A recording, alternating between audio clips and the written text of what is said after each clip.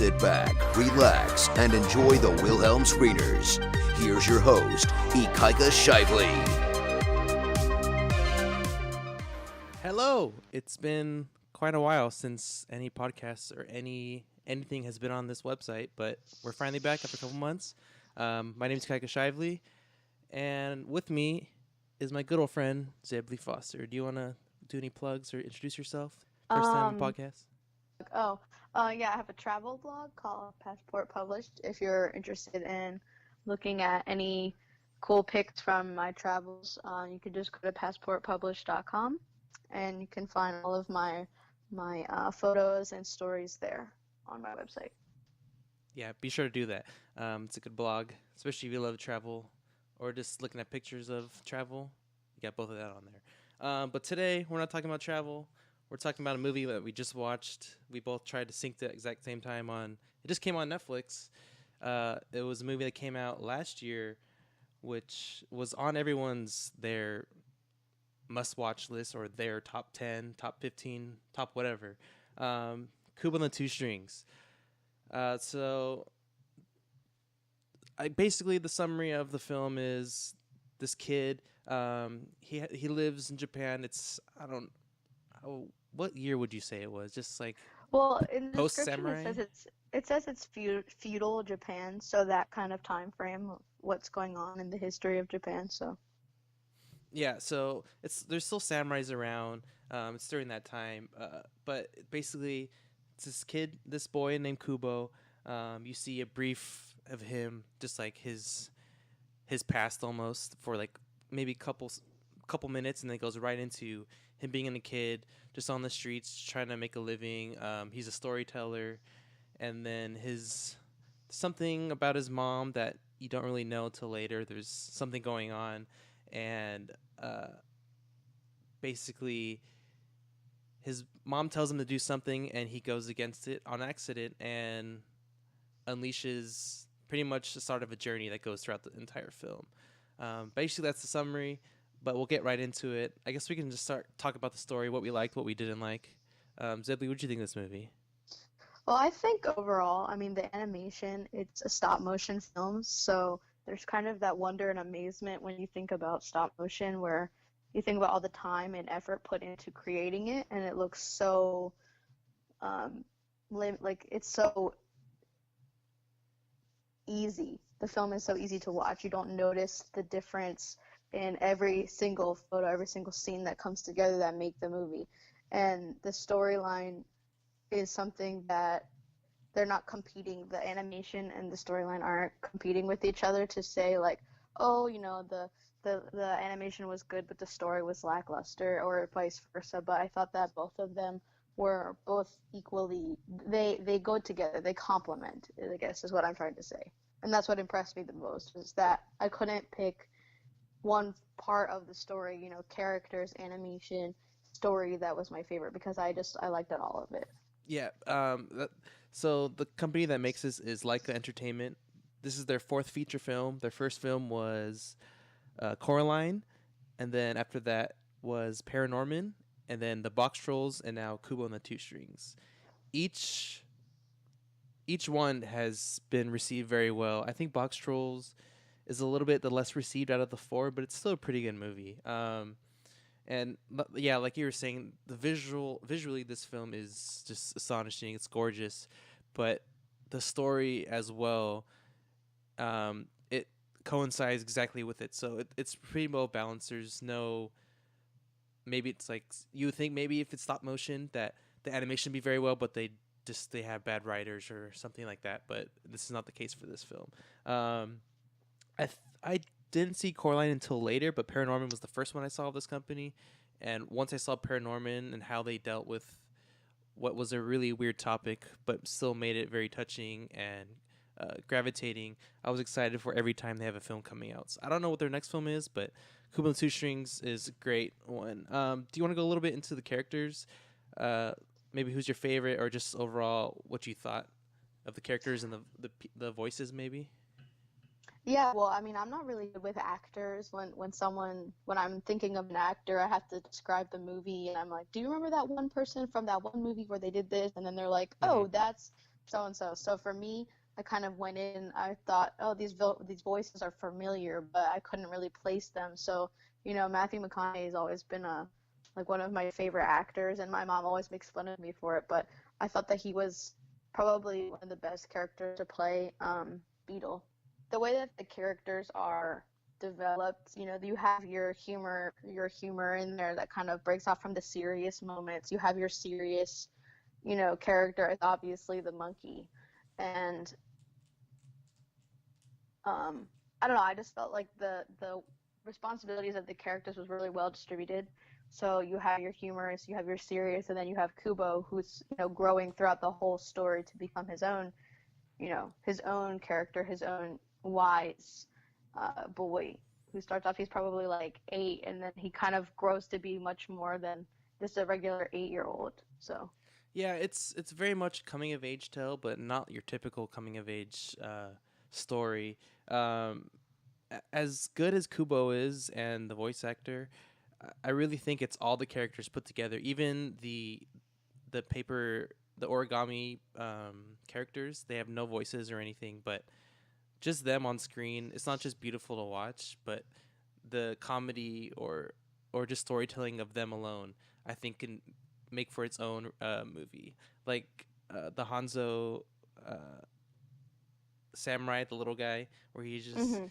moving around and trying to walk in. Like he picked him up and moved him a little bit, and he went back in the same place. But like even his movements is like comedic, which is, I guess, you have to watch the movie to understand. But if you've seen the movie, you know exactly what I mean by that. And I think to go back to the animation too and how it ties into the surrounding or the culture of the movie is that instead of it being your traditional claymation type stop motion, it's origami, which Mm-hmm. kind of dates back to, Japan and its roots and folded paper as an art. And the whole movie is basically, if you look closely at it, you can tell that it's paper instead of, a standard claymation. Mm-hmm. So all of the characters have this sort of paper kind of folding, kind of like fraying of cutting of papers, but it's supposed to be, all folded and things like that. So the kind of intricacy to the film that's, beyond clay and actually adds to the culture of the film, it being origami and being, in a time of like feudal Japan kind of adds to that, and especially with the characters who are made of origami. Yeah, I think they did a very well, very good job of making it seem like that time period, even with just the colors, where you have the faint grays and browns in the buildings and uh, the houses, but then the color comes out through whether it's uh, the trees or just the robes that they're wearing that are very bright and actual colors that they wore back then. Um, I really liked the difference molded together. Yeah, and I think that if the movie would have been traditional claymation and not origami, I don't think it would have been as, it wouldn't have impacted it as much. It wouldn't have made the story that much better. Yeah, that's what Leica and other stop motion companies now they're even back to say A Night Before Christmas. Um, they they use clay, but then there's other materials that are used that they're starting to mix in more and more. There's like straying away from the more traditional claymation, as you said, which I think is the best way to go. You don't want to go CGI or anything, but if you need CGI, you can throw that in there because I'm assuming they use that for like the smoke effects of some of the villains in this movie, which you can't really do with stop motion. But keeping the traditional, but adding on the more modern take on stop motion is it just makes a phenomenal product. Which this movie can just I say this all the time, but you can really watch this movie on mute. It's just a beautiful movie. Um, Even like the beginning where the mom is on the boat and there's those huge waves, like it looks like real water. The way the movement Yeah. is and the mist and everything. I have to disagree with you though on the point where like you could watch this movie on mute because like I feel like you could, but a movie that I really think you could watch on mute would be like The Jungle Book because that's a story like everybody knows for one thing, and then the other thing is that for example, and that's I feel like in that film the story wasn't as uh as hard hitting as Mm-hmm. Kubo and the Two Strings. Like you could watch the film on mute, but to really get the whole essence of the film, you need the storyline, you need the characters, you need the voice lines, and you need to hear what's going on because there will be times when I wasn't even focusing on the animation and it would just be the story that was really pulling me in to what was going on in the film. Oh yeah, yeah. Yeah. No, no, I when I say that, I don't mean it in the way where it's the same way you get back out of it. I mean just as like visually, if you would watch it, not trying to pay attention to the story, but just looking at say if you watched I Love You Man on mute, you're like, okay, there's people walking around, like there's no real cinematography or Mm-hmm. just what I just mean is even without audio, this movie is good to watch. It's better to watch, of course, with the audio so you can understand everything that's happening. But I'm just mean as on a visual standpoint that the visuals are so stunning that it's good on its own, but it's even more amazing with the story put together. Yeah. Yeah, I understand. I understand what you mean though. I think the music was it was a mix between that old the East, the old traditional Japanese like the taiko drums and I don't know the name of the actual guitar that he plays mixed with more modern score of like a typical movie that you would hear today. I think both that mixed together, it really transcends it to even better product because you already have the visual, you have the story, now you have the music to even back it up even more.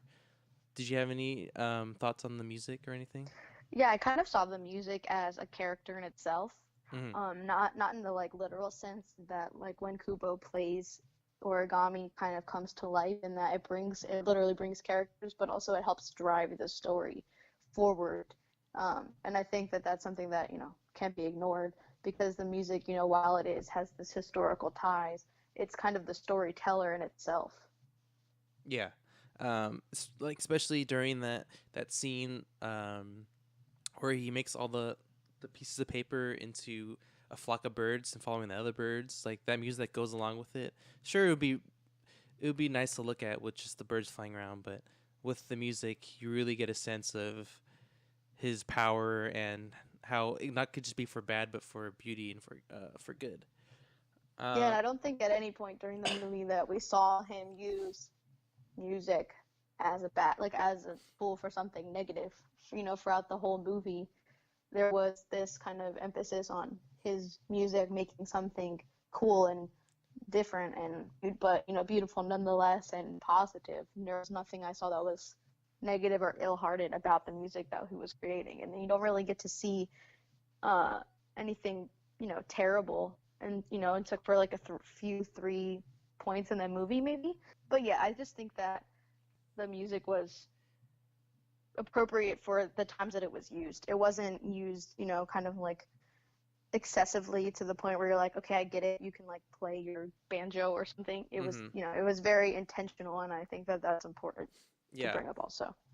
Um, I guess I mean we have a lot that we can talk about. That's spoiler, so I guess we can just give our 5-star ratings and then we can get right into just talk about whatever we want, where we can just spoil whatever because there's a lot of things that I want to talk about. Um, so do you want to give your 5-star rating? Maybe just your brief review, what you liked, what you didn't like, the reason why you gave it that rating. Sure. So I have obviously a 5-star rating, but I wanted to say for my kind of reasoning is that I felt like a whole time I didn't really know what was going to happen until it happened. And I Mm-hmm. feel like especially with movies that are geared towards children, when you're watching as an adult, you're like, oh, obviously that's the mom or that's the dad or whatever, or like this is a trap kind of thing. Mm-hmm. And when you kind of are surprised by movies, I think it's even that hard of hitting because, there's been so many recycled storylines, so you kind of expect what's going to happen. Mm-hmm. But I just felt like, when you find out that the mother is Monkey and when you find out that the father is the Beetle, you're kind of like shocked. And then the fact that you find out the mom and then, just moments later you find out about the dad and then suddenly they're gone, you just feel you can relate with the main character because we all just found out this. and then we're all sad to see them go because they were all having such a great time, and it seems like that moment of truth when everything was brought to light, as soon as that happened, everything changed, and you kind of are in the same mood, same mindset as the character when it comes to defeating the final challenge, I guess to Mm-hmm. say. So I kind of liked the storyline and the character's sense. I mean, obviously the animation is up there and things to talk about, but that's the most obvious, and I wanted to bring that up as far as the characters being so relatable and the storyline being so shocking in regards to the characters. Yeah. Well, I'm just gonna go to spoilers since you already gave the spoilers, which I don't even care. It's a spoiler review. If you haven't seen this movie, too bad. It's been out for a year. We'll just go right into it. I'm gonna give it a 4.5 out of 5. It's almost a perfect movie for me. I feel like if I see, I don't know. It's not just because some things were a little bit predictable. That I'm giving it a 4.5 out of 5, because even predictable can be amazing. I felt like it lingered a little bit in the beginning after you first see that he has powers and stuff. There was a little part in the beginning I just felt was not slow, but the comedy wasn't as grasping as it was later on. Like you see, I feel like it wasn't until Beetle came into the story where we really see more comedy working with between him and with Monkey, because as you said, they're pretty much his parents, and you get a sense of that a little bit, but you can't tell it's them. But them bickering at each other, and like he's the buddy, and then she's like the bickering mom, but still loves him and is gonna protect him at all costs.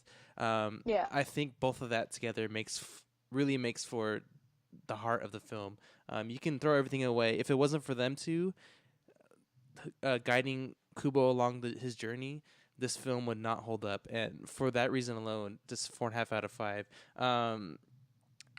I I just think everything from how family friendly it is to it gets to like some creepy, scary parts that will definitely terrify your little kids if they're 6 and under. Especially Yeah. especially the sisters. I think the first time they come on screen, you're just like, oh shit, this is not just like a little kid movie. I mean, it's a Yeah, little kid movie, but your kids might be scared. which I really like the design of them, because they looked like samurais, female samurais, but they were supposed to have like a witch vibe. So their brims are very big and they went up really tall. Which And they have masks. yeah, they look like the trick or treater from A Nightmare on Elm Street or Nightmare Before Christmas.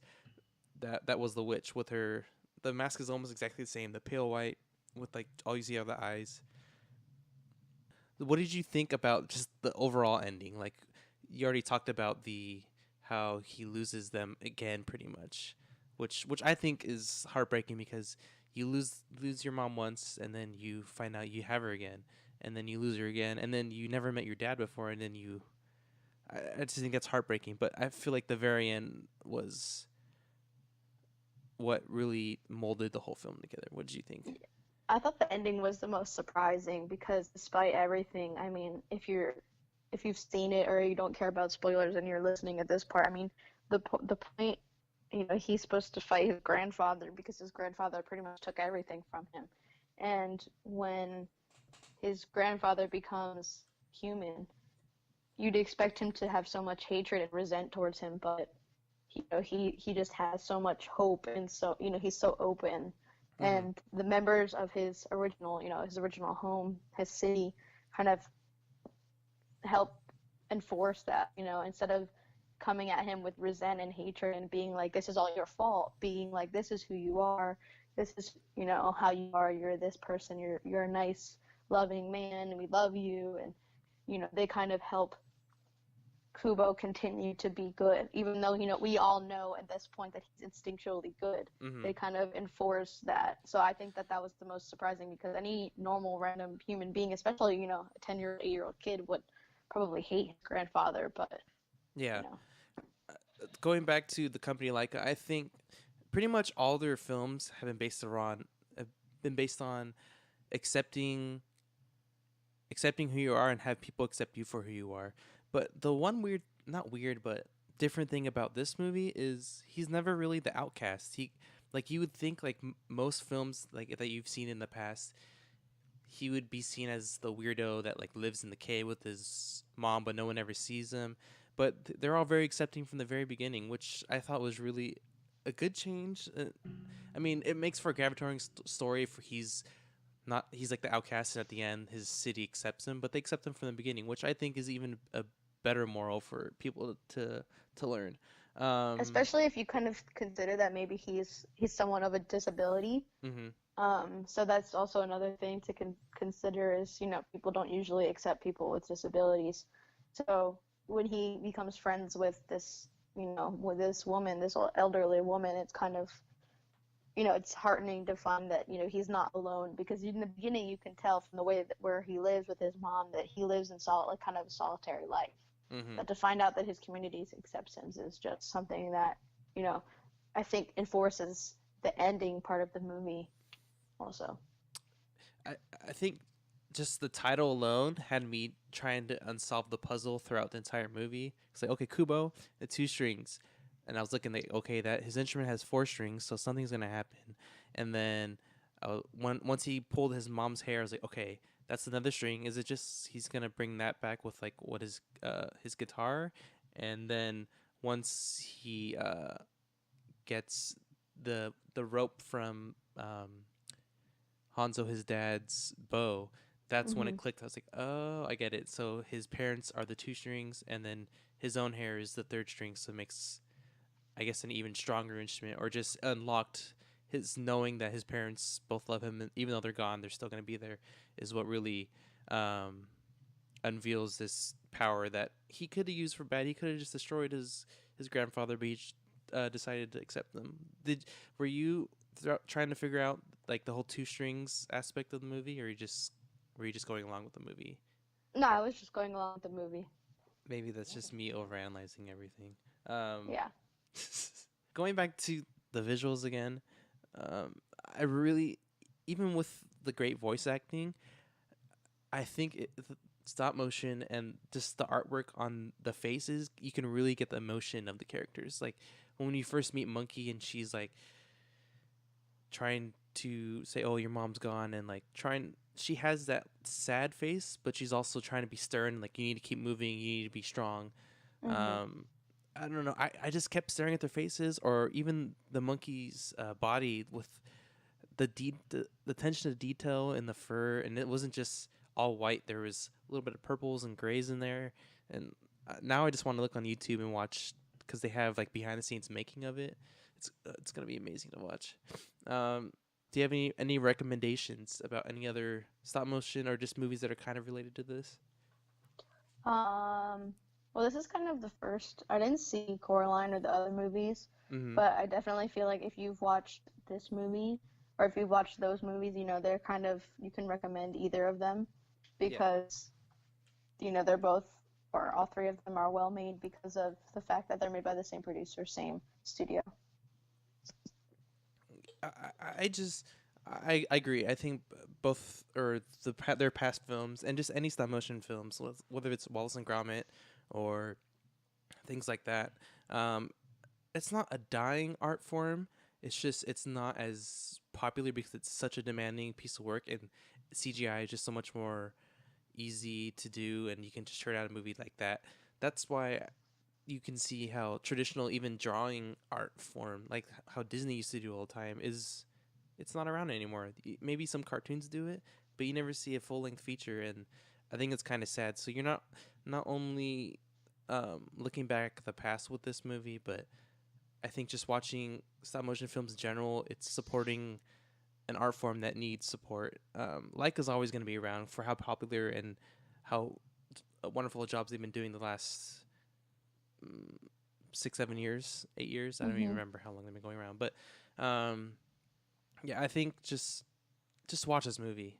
If you don't watch it, what are you doing with your life? It's on Netflix. If you don't have Netflix, that can be an excuse because you know someone that has Netflix, or you can probably find it somewhere online, or go to Redbox. I'm sure it's still at Redbox. Um, but yeah, that's it. We both like this movie a lot. Do you want to do your plugs one more time before we head out? Yeah, so if you're interested in checking out my travel blog, that's passportpublish.com. If you want to see any super cool travel photos or travel stories, you can find them there. Yeah, that's all. And as always, go to the wilhelmscreeners.com for, well, you're already there if you're listening to this, because I don't have it on any other form or websites yet. But just keep going on there. Promise I'm going to be doing more recent stuff. I'm not going to be, my next episode won't come out 2 months from now. I'm going to exactly try to do at least one thing a week, which hopefully I can do maybe 3 or 4 things. I'm not going to promise that because that's a lot of work, but it's great that I can have people that I can just talk to even through the magic of the internet across the country. So thank you, Zebley, for coming on and watching that movie and reviewing it with me. No problem. Until next time, I'm Ikaika. And I'm Zebley. Thanks for listening.